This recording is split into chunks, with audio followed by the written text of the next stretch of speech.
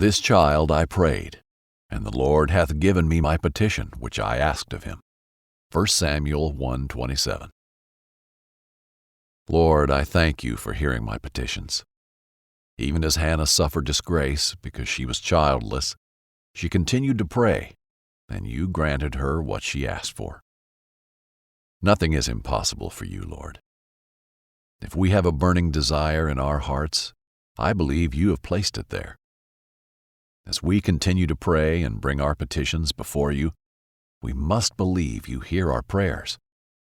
And if we know you have heard our prayers, then we must believe we will receive. By faith, we believe those things that are not. That is what faith is, the substance of things hoped for, the evidence of things not seen. Without faith, it is impossible to please you. Our faith in you brings a smile to your face, and it is your desire to pour out blessings on your children. You are such a kind and wonderful Father. Give me the ability to persevere in prayer for those things I deeply desire. Prayer is not a magic wand that we wave and instantly out pops our miracle.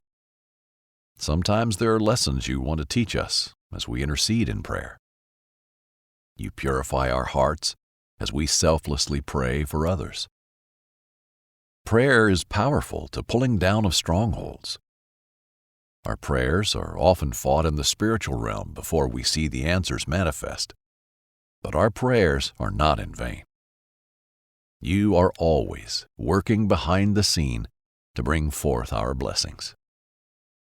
In Jesus' name, amen.